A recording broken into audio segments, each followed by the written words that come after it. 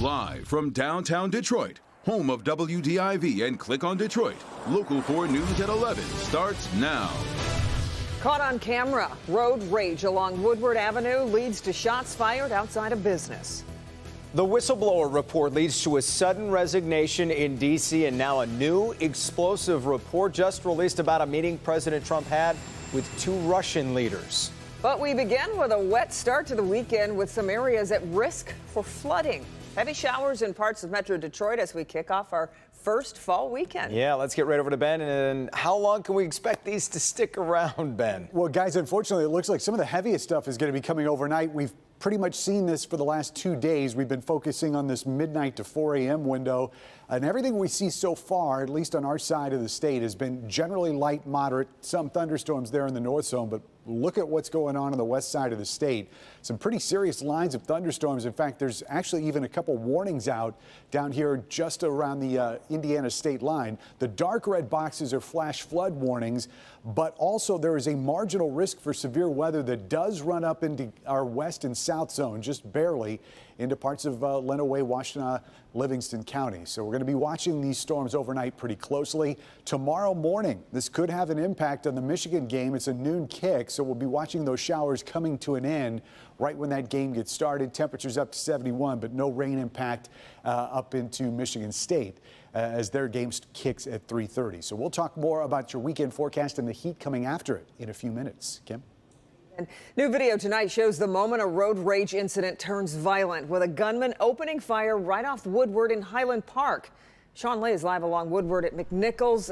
Sean, was anybody hurt? Police still trying to figure that out. First and foremost, it's all about the videotape. We got our hands on it and pay close attention to it. It's absolutely wild. And if you look closely, you'll see a gunman standing through the sunroof of a moving truck. Take a look at your screen. This security camera video takes just seconds, but when you take a closer look, you're watching a gunman firing at least 8 to 10 shots at another driver. When you take an even closer look, that gunman is standing up through a pickup truck's sunroof to fire those shots. It all happened at 3 Friday morning in the parking lot of the V-Live strip club at Woodward and McNichols in Highland Park. Tonight, police believe the two drivers engaged in a road rage incident heading north on Woodward.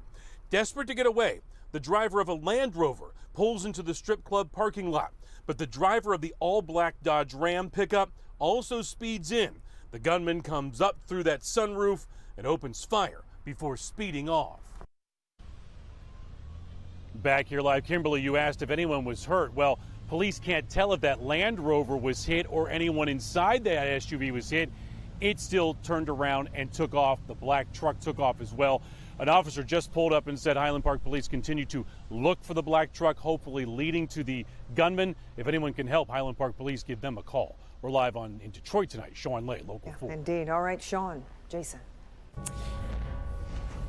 The UAW strike against General Motors now in its 12th day as talks are going longer into the night, which signifies progress, but sources still say both sides are far apart. Some believe these longer daily talks, though, are leading to those believing the deal might be closer. There might be some extra motivation here as well. That's because by day 15, strike workers will begin to receive strikers' pay from the UAW, which is about $250 a week. Stay with Local 4. We'll have updates throughout the weekend, both on air and on clickondetroit.com. New developments in connection with the whistleblower complaint against President Trump. Late tonight, President Trump's special envoy for Ukraine resigned. He was named in the whistleblower report and is expected to be interviewed by House members next week as part of the impeachment inquiry. Secretary of State Mike Pompeo has also been subpoenaed for failure to produce documents related to the investigation. The White House denied any wrongdoing. I'm told by those who do know that everything was handled appropriately. I don't think it's part of the president's job to shake down leaders of other countries using taxpayer dollars to have them do something that is in his political benefit.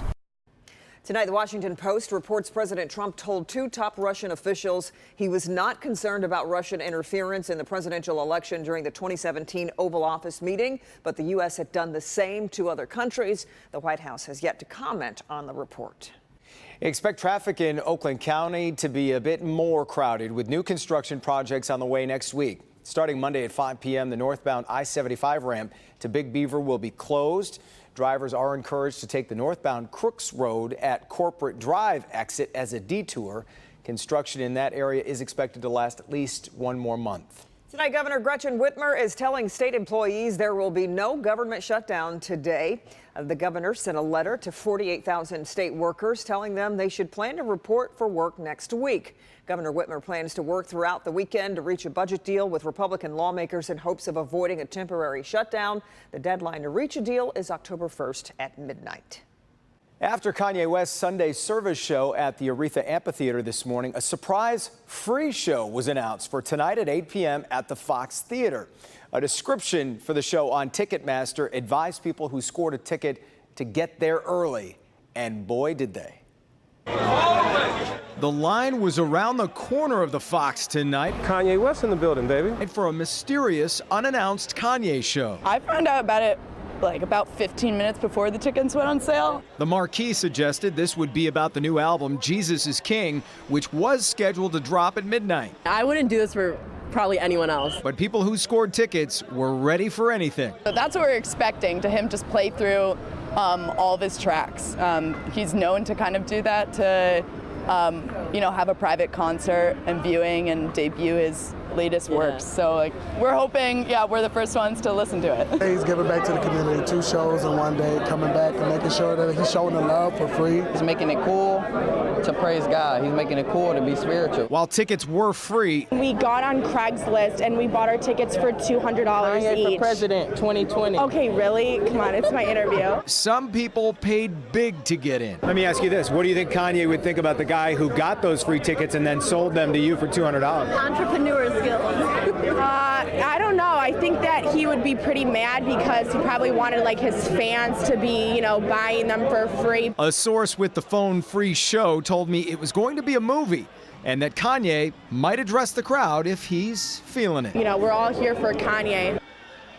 They were, and hopefully they got to hear all those new songs. By the way, this is because Rolling Stone reporting tonight that the album is not dropping at midnight now, although something might be released. So it's always something. It's like the anticipation is, probably he's a marketing genius. Yes, so he is. Something might happen. We don't know. It's all on purpose. The Walled Lake Western Warriors taking the field tonight, hosting their 9th annual Warriors for Warriors Pink Out football game. Each Warrior football player wearing pink to honor friends, family, or community member that was impacted by cancer. All proceeds of the event will go toward Michigan cancer charities. Over the past 8 years, the Warriors for Warriors event has raised more than $1 million. Awesome, yeah. Still to come, an elk attack caught on camera.